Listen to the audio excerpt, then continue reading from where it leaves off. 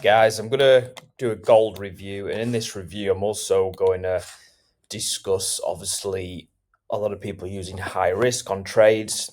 But I just want to start with it's completely normal to go through this whole process. And as I was talking in the group before, you can't teach this as I said, there's a lot of different types of personalities when it comes to trading. Some are risk averse and they struggle to actually enter a trade. They just get completely scared to even enter. And then you have the opposite spectrum of that where people overtrade. Generally, in my experience, a lot more in the latter section. I'd say over 80%. I was also one of them, and you still deal with it every day. You have a big account, you got a lot of margin. You want to use high risk, especially after a loss. You want to chase that loss. It's natural human psychology to do this, and the reason why, because you have no accountability to. There's no one going to be shouting out. There's no boss that's going to be shouting at you, telling you off. Giving you a written warning. You are your own boss in this game. So that's why it is so difficult. Because if you have a job, someone's looking over your shoulder, you have superiors, managers, bosses, but in this, it is just you. So it'll really reveal your personality extremely quick this game. And that's what you've got to deal with. So do not be upset about this. It is just part of it. You learn to adapt to it. And there are a lot of different ways that work for some people. Some do, some don't. And you've got to find what works for you. Some like to journal, just like one of the guys in the group said, he lets his missus know or his wife know, which is another great one because you don't want to be showing people losses. And just like I mentioned, if you knew I was going to check your account after every day, and let's say I was going to double your monthly bill, for subscriptions, if I see you've overtraded, you'd be less inclined to do it, because you've got some accountability. And that's all this is, this game. You need to find some accountability, whether it's yourself and journaling, but I find it's the outside accountability from other people that is the only really way that it works and stops you doing that. But you just got to find, what suits you and try a few different things. But when, like I said, have two accounts, because we are going to be doing high risk trade, and that's our alternative. I've just not seen any opportunities yet where I'm willing to risk 20 to 33% of trade. They will come. So just be patient, because I will send them. Hopefully, maybe next week they might start coming. We just don't know yet. So, but have that account ready, because that's where we're going to be using the high risk. So you can get, scratch that itch that you want to risk high, and have your other account where we just compound. Like just Kyle at the moment, he's been doing really well, just taking that money and then just, moving on. But the reason why, because he has to go to work, which is a good accountability, because you're not going to start over trading when you have to go to work. And that's a great thing to have something else to do straight after, so you don't get stuck on the charts over trading. If you're sat at home all day, you are more inclined to do it. And it's just the same with anything. So possibly a good way is, set yourself 2 hours in the morning and then say, right, I'm going to go for a run, do this, whatever it might be, to get yourself off the charts. No matter whether it's a win or a loss, you've got to do the same thing over and over again.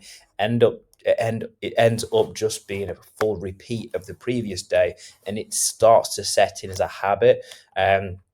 Obviously, bad habits and good habits form exactly the same, and it's just a repetitive. So let's change those bad habits and form them into good habits, and that's when you start seeing a big difference, when you automatically do these things.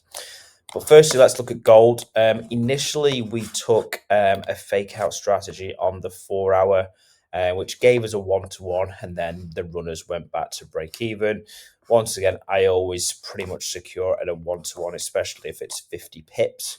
So basically, we had a 4 hour close above this high and then a 4 hour close below. Not the best candle. It was an engulfing, but it's still a large wick with a rejection, which does show, it is a weak bearish candle. And especially it's like pretty much a hammer. Like if you saw this on the 30-minute time frame, you'd have happily taken the break of that high.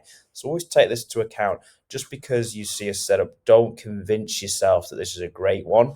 That's what a lot of traders do. Because your biases are short, you'll try to think, okay, well, you convince yourself it's better than it is, but you've got to take it, as it is. I took the trade from the retest of the zone, which is what we always do. and then we push down here around 48 pips. I literally secured just as you saw. See these wicks here, these rejections? That's literally when I locked up some of this position, because that makes sense. Again, these trades have to make sense. We don't just secure at a 1-to-1 or a 1-to-2. You have to secure where it makes sense. So always look left, see where structure could have possibly rejected, and then lock up the money. I mean, you can all see, we know, look at this area of liquidity, this reject, reject, reject. So most likely we're going to reject here. So would it make sense to secure this, hold and run it in case we continue to the downside? And we didn't, we stopped to break even. Now, I then sent another short here because I saw us retesting with a nice, it was actually a 15-minute with that engulfing and a 5-minute play, to be honest. I saw this entry. But as I said, I saw this 5-minute engulfing like that, a nice triple top, and the 15-minute. And I thought it would be, a possible entry. And I used low risk, like I said, because it wasn't 100%, it wasn't great confirmations on the higher time frames. So stop loss was literally quite tighter above these highs and a low risk. And it was that simple, and it went to its stop loss because the setup wasn't amazing. And that's what you do when things aren't lining up 100%, or the setups are, a C plus setup. We just use low risk. You don't have to use high risk every trade. It's got to make sense.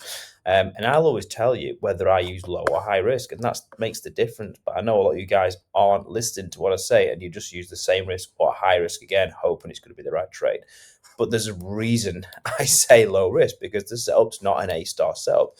Those setups will come, and that's when we were risking 20 to 30% of our spin up account, and hopefully, catch some big moves and start to compound that larger money as well.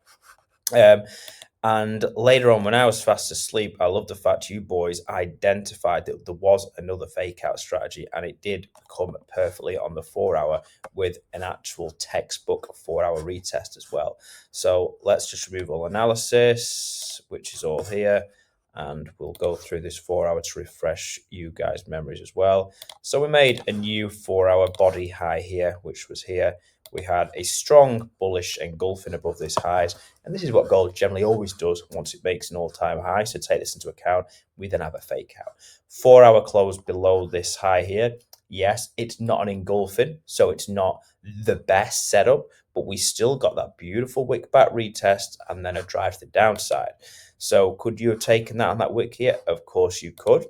But let's have a look on the 30-minute to see if we could have saved. I mean, look at that. You've got a fake out within a fake out. So we had the 4-hour close, that 30-minute close above, and as soon as that 30-minute closes back below, you have now a 4-hour fake out and a 30-minute. So what we do is wait for that wick back retest, we catch that trade there, and then it's a push to the downside.